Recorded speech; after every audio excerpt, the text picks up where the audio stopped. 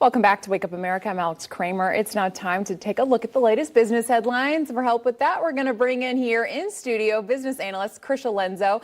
Good morning, Krysia. Okay, let's jump straight into those markets. They were obviously closed yesterday in observance of President's Day. This morning, futures are down across the board ahead of the opening bell as the Dow really tries to rebound from its third straight weekly decline. So, Krysia, is this geopolitical in your opinion?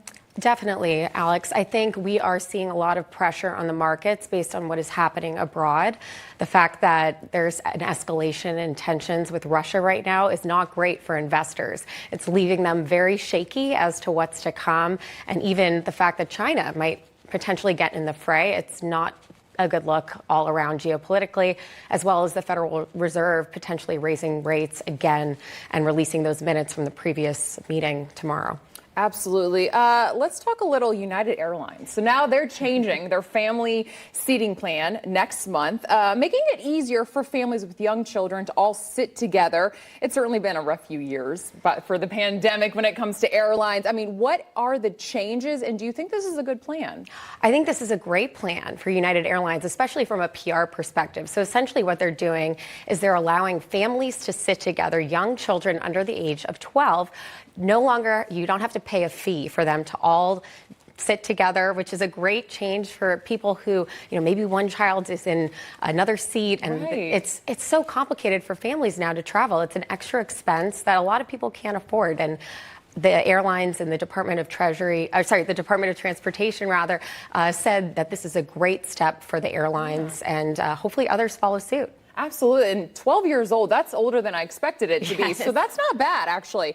Let's talk household debt. It's absolutely skyrocketing at this point. We've seen a lot of job cuts, over 103,000 just in January alone. A lot of those are coming from the tech sector. But there's also now a big hiring spree in certain sectors. What are those sectors, and what's going on in the job market right now? So it's really weird because if you look at the job market in general, you see that some industries are hiring and some are laying off, as you mentioned, the tech industry. And a lot of this does have to do with COVID. So during COVID, the tech industry thought we were going to all be staying at home. A lot of people were hiring, so they had this excess hiring. But the industries which really laid off people were hospitality, the airlines, restaurants. So that's where the jobs are at this moment. And tech is just getting slashed because they're also really spending a lot of money on their employees. I know we all see those TikTok videos or those Instagram videos of people with their plush lifestyles going into these yoga there. They have all those snacks. Meditation, and dogs and acai bowls. It's kind of ridiculous. So this is the result. We're seeing mass tech layoffs. Absolutely. And then there's places like you said, restaurants like Chipotle is going on a massive hiring spree.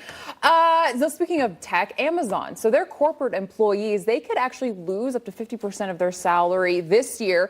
And it's basically based on because their compensation is stock heavy.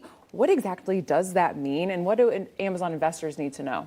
So Amazon, as opposed to some of these other tech companies, has a lower base pay in that they attach a lot of their employees' earnings to stock compensation. So if Amazon stock drops, which it has, it's dropped about 36% year to date, this is not good for Amazon employees in terms of their salary.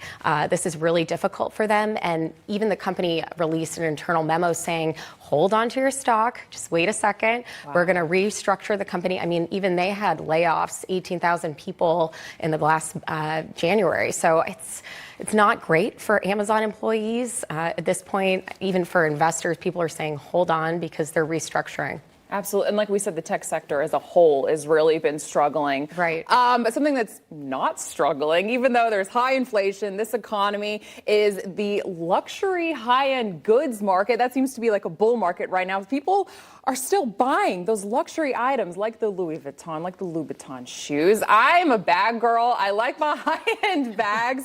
But what is behind the phenomenon of people still willing to pay for these high-priced goods?